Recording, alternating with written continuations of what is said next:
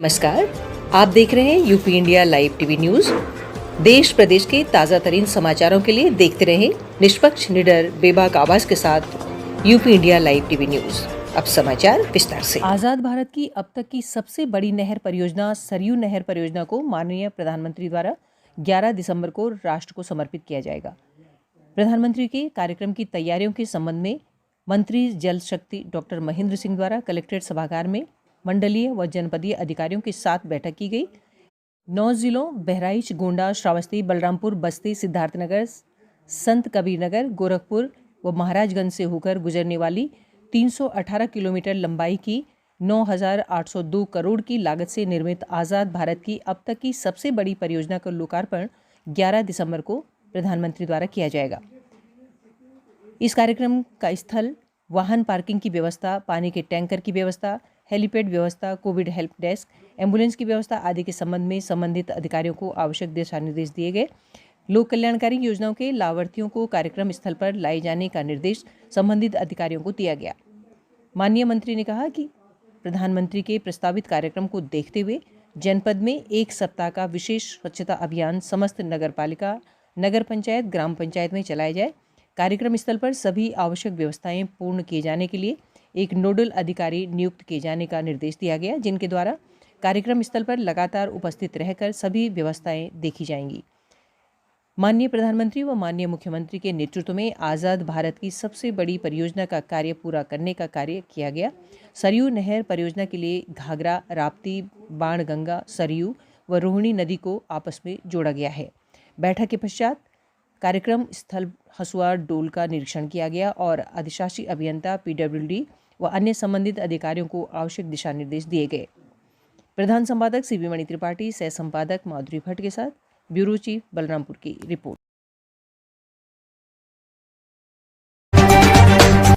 बलरामपुर जनपद के देवीपाटन तुलसीपुर में इंटरसिटी ट्रेन के संचालन को लेकर सुखदेव चौरसिया ने 3 दिसंबर को भूख हड़ताल करने की घोषणा की थी। रेल आंदोलन में सफलता प्राप्त करने पर मारवाड़ी युवा मंच तुलसीपुर ने एक भव्य सम्मान समारोह आयोजित किया, जिसमें तुलसीपुर नगर के समाजसेवी विकास संघर्ष समिति के अध्यक्ष सुखदेव चौरसिया को सैकड़ों की संख्या में लोगों ने माल्यार्पण कर सम्मानित किया। गोरखपुर बढ़नी बड़ी रेलवे लाइन पर जीवनदायिनी इंटरसिटी एक्सप्रेस को रेल विभाग ने 1 दिसंबर से 28 फरवरी 2022 तक स्थगित करने की घोषणा की थी, जिसका जनजीवन पर कष्टदायक पीड़ा साबित हो रहा था। समाजसेवी तुलसीपुर सुखदेव चौरसिया ने रेल विभाग के आला अधिकारियों को प्रार्थना पत्र भेजकर इंटरसिटी ट्रेन का संचालन बराबर कराए जाने की मांग की थी। नतीजा न निकलते देख 3 दिसंबर को उन्होंने भूख हड़ताल करने की घोषणा की थी। रेल महाप्रबंधक पूर्वोत्तर रेलवे ने इंटरसिटी एक्सप्रेस को पुनः संचालन को लेकर विज्ञप्ति जारी की और ट्रेन को नियमित चलाने की अपनी अनुज्ञा प्रदान की।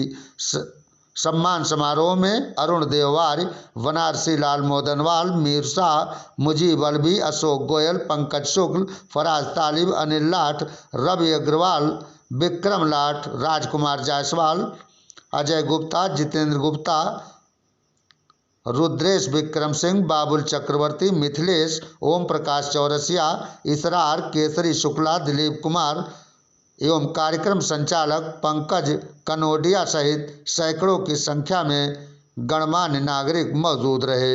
UP India live TV news bureau Balrampur के साथ संवाददाता तुलसीपुर की खास प्रस्तुति।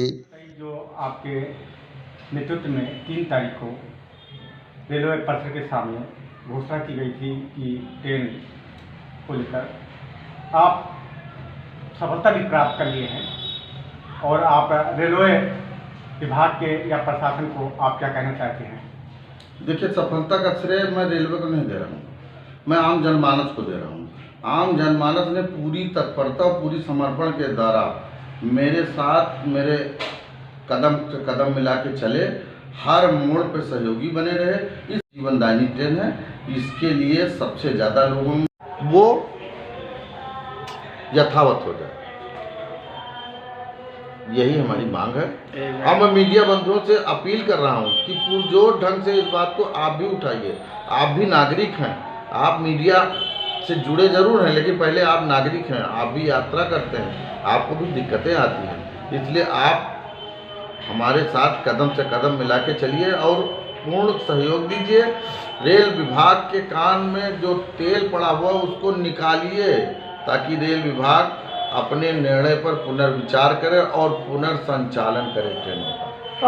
आप तो जनमानस के लिए आप ऐसा कदम उठा रहे हैं, जनप्रतिनिधि। मेरा कोई व्यक्तिगत मसला नहीं है, ये काम जनप्रतिनिधियों का था, जिन कारण से वो नहीं कर रहे हैं। मैं तो दलगत राजनीति से हट के अपना काम कर रहा हूँ, मेरा कोई राजनीति से कोई वर्ण नहीं, मैं किसी राजनीति का शिकार नहीं हूँ। मैं तो नागरिक के हैसियत से अपनी बात रख रहा हूँ, समाज की बात रख रहा हूँ और रेल विभाग को, रेल मंत्रालय से आग्रह कर रहा हूँ कि मैं शांतिपूर्ण ढंग से आंदोलन कर रहा हूँ और आंदोलन से पहले अगर जिस तरह मुझे विजय प्राप्त हुआ है इसी तरह वो भी करते हैं, मुझे कोई लड़ाई नहीं है मेरी। धन्यवाद। नई दिल्ली के बादली के सिरसपुर इलाके में एक परिवार के सभी सदस्यों की संदिग्ध परिस्थितियों में हुई मौत।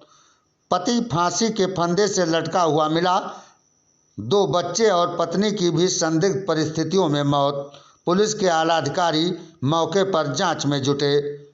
राजधानी दिल्ली के बादली थाना इलाके के सिरसापुर में एक परिवार के सभी सदस्य घर के अंदर ही संदिग्ध हालत में मृत पाए गए। 2 बच्चे पत्नी की संदिग्ध परिस्थितियों में मौत हुई, वहीं पति फांसी के फंदे से लटका हुआ पाया गया।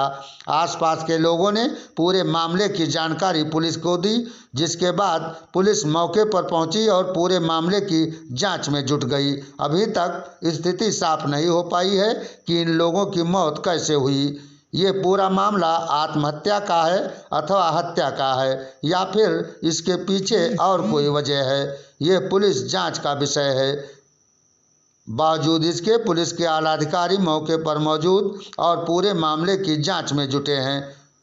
पुलिस ने सभी शवों को कब्जे में लेकर पोस्टमार्टम के लिए भेज दिया है। Bureau report, UP India live TV news, नई दिल्ली। अनिल वर्मा की खास प्रस्तुति। दिल्ली के रोहिणी सेक्टर 6 में स्थानीय निगम पार्षद के द्वारा किया गया पार्क का नामकरण। आज की युवा पीढ़ी में देश हित की भावना को जागृत करने के मकसद से पार्क को दिया गया नया नाम माधव सदाशिव गोवलकर पार्क।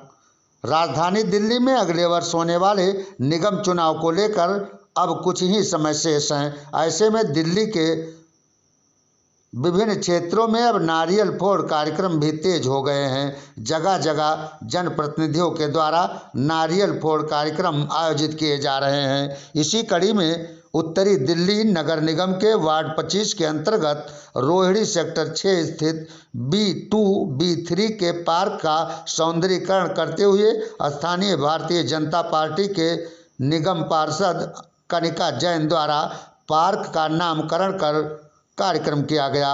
इस कार्यक्रम के दौरान उत्तर पश्चिम दिल्ली से भाजपा जिला अध्यक्ष देवेंद्र सोलंकी मुख्य अतिथि के तौर पर उपस्थित हुए। अब इस पार्क को माधव सदाशिव गोवलकर पार्क के नाम से जाना जाएगा। इस बारे में विशेष जानकारी देते हुए स्थानीय निगम पार्षद कनिका जैन ने UP India live TV news bureau नई दिल्ली को बताया कि इस पार्क को नया नाम इसलिए दिया गया ताकि आज की युवा पीढ़ी को माधव सदाशिव गोवलकर के जीवन के बारे में पर्याप्त जानकारी मिल सके और समाज देश की अखंडता के लिए इनसे प्रेरणा लोग ले सकें। उन्होंने कहा कि इस पार्क में जो भी युवा और नौजवान सैर करने आएंगे वो समाज की एकता के लिए काम करने के लिए प्रेरित होंगे और उनके अंदर देश हित की भावना भी जागृत हो सकेगी। आपको बता दें कि युवा पीढ़ी अपने आप को स्वस्थ रखने और सुबह की ताज़ा हवा लेने रोजाना पार्क में सैर करने आते हैं और उन्हीं युवाओं में समाज की भावना को जगाने के लिए इस पार्क को नया नाम दिया गया है। UP India live TV news bureau नई दिल्ली के लिए अनिल वर्मा की रिपोर्ट। देखिए सेक्टर 6 B2 B3 के बीच में पार्क है और इसका आज जो नामकरण है हमारे गुरुजी माधव राव गोलवलकर जी के नाम पे रखा गया है, जो कि एक बाल्यकाल से ही जिन्होंने 1906 में जिनका जन्म हुआ और आरएसएस विचारधारा के इन्होंने हिंदू समाज की एकता के लिए और राष्ट्र की अखंडता के लिए काम किया और इनके आज नाम पर इस पार्क का नामकरण किया गया। 2 दिसंबर को थाना कोतवाली देहात क्षेत्रीय प्राथमिक विद्यालय दर्जीजोत महाराजगंज जंगल बलरामपुर में मिशन शक्ति 3 के दृष्टिगत मिशन अक्षरा और प्रौढ़ शिक्षा अभियान चलाकर महिला आरक्षी दीपिका पांडे व महिला आरक्षी ज्योति मिश्रा व हेड कांस्टेबल तौसीफ अहमद व हेड कांस्टेबल महेंद्र बहादुर सिंह द्वारा महिलाओं को लिखना और पढ़ना सिखाया गया और लिखने और पढ़ने की सामग्री भी उपलब्ध कराई गई। विमेन पावर लाइन 1090, मुख्यमंत्री हेल्पलाइन 1076, यूपी आपातकालीन 112, एम्बुलेंस सेवा 108, महिला हेल्पलाइन 181 आदि के बारे में अवगत कराया गया व उनसे बातचीत कर उनकी समस्याओं को सुना गया। सरकार द्वारा चलाई जा रही योजनाओं सुकन्या सुमंगला योजना, बाल सेवा योजना, बेटी बचाओ बेटी पढ़ाओ, विधवा पेंशन योजना, घरेलू हिंसा, कोविड वैक्सीनेशन आदि के विषय में भी जानकारी दी गई व चुनाव में मतदान के लिए भी जागरूक किया गया। रुचि बलरामपुर की रिपोर्ट। विधानसभा क्षेत्र 290 श्रावस्ती विधानसभा क्षेत्र के जमीनी सपा नेता और पूर्व विधायक हाजी मोहम्मद रमजान के द्वारा सपा मिशन 2022 को अच्छे ढंग से कामयाब बनाने के लिए विधानसभा क्षेत्र श्रावस्ती के ग्रामीण और नगरीय क्षेत्रों में व्यापक भ्रमण और जनसंपर्क करके जनता को जागरूक किया जा रहा है। क्षेत्र भ्रमण के दौरान पूर्व विधायक श्रावस्ती हाजी मोहम्मद रमजान ने कहा कि 2022 में 22 अकेल पर सब भारी है। क्षेत्र भ्रमण के दौरान उनके समर्थकों द्वारा जय अखिलेश, जय समाजवाद, समाजवादी पार्टी जिंदाबाद के नारों से विधानसभा क्षेत्र श्रावस्ती गुंजायमान हो उठा है। Bureau report, India live TV news, Shravasti. देश प्रदेश के ताजा तरीन समाचारों के लिए देखते रहिए UP India live TV news.